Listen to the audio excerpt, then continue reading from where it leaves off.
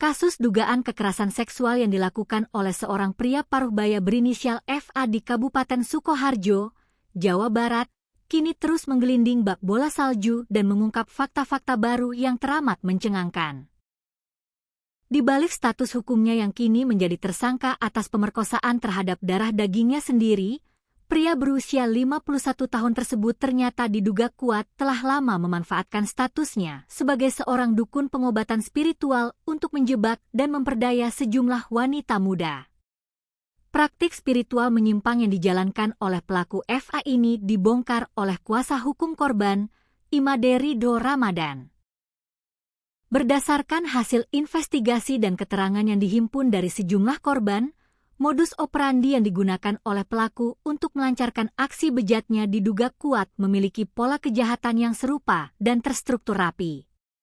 Dalam keterangannya pada Selasa, 30 Juni 2026, Imade Ridho Ramadan menjelaskan bahwa praktik perdukunan yang dibuka oleh FA sudah berlangsung dalam kurun waktu yang cukup lama.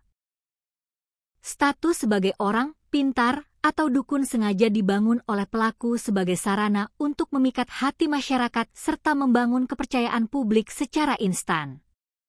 Pelaku FA diketahui menawarkan berbagai macam layanan yang diklaim bernuansa supranatural, mulai dari pengobatan alternatif, ritual mistis perlindungan diri, hingga merambah ke ranah ekonomi berupa jasa investasi dan tabungan gaib.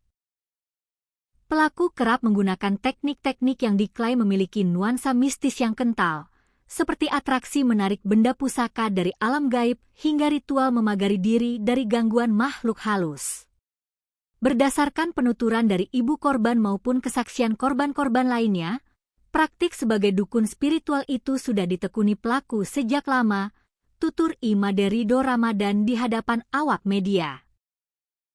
Ridho menjelaskan, sebagian besar korban yang mendatangi tempat praktik pelaku merupakan kalangan perempuan muda yang tengah dirundung persoalan psikologis berat. Mereka datang dengan harapan bisa mendapatkan ketenangan serta bantuan penyembuhan melalui terapi spiritual yang ditawarkan oleh sang dukun. Namun nahas, alih-alih mendapatkan kesembuhan, rasa percaya yang telah diberikan oleh para pasien wanita ini justru disalahgunakan secara keji.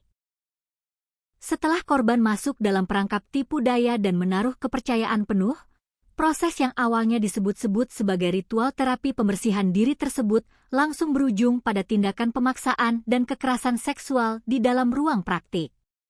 Guna memastikan korbannya tidak melawan atau bersuara, pelaku FA memanfaatkan rasa takut yang mendalam dengan melayangkan berbagai ancaman mistis yang menakutkan. Dari 2 korban yang sudah datang berkonsultasi ke kantor hukum kami, metodenya selalu sama. Korban diancam bahwa jika tubuhnya tidak dibersihkan atau dipagari secara khusus, maka kesialan besar akan menghantui diri mereka sendiri, pasangan hidup, maupun seluruh anggota keluarga besarnya. Ancaman kutukan gaib seperti itu yang diduga menjadi senjata utama pelaku untuk mengendalikan batin korban, jelas Ridho. Untuk memperkuat keyakinan pasien bahwa dirinya benar-benar sakti, pelaku FA juga kerap mempertontonkan aksi teatrikal sulap di luar nalar, seperti berpura-pura mengeluarkan benda-benda aneh dari dalam tubuh korban saat proses pengobatan berlangsung. Munculnya rentetan korban baru di luar anak kandung tersangka membuat kuasa hukum menduga kasus ini merupakan fenomena gunung es di Sukoharjo, di mana masih banyak korban lain yang memilih bungkam karena malu dan takut. Pihak Polres Sukoharjo menegaskan masih terus mendalami perkara ini secara intensif dan membuka pintu selebar-lebarnya bagi korban lain untuk melapor agar pelaku dapat dijerat dengan hukuman seberat-beratnya di penjara.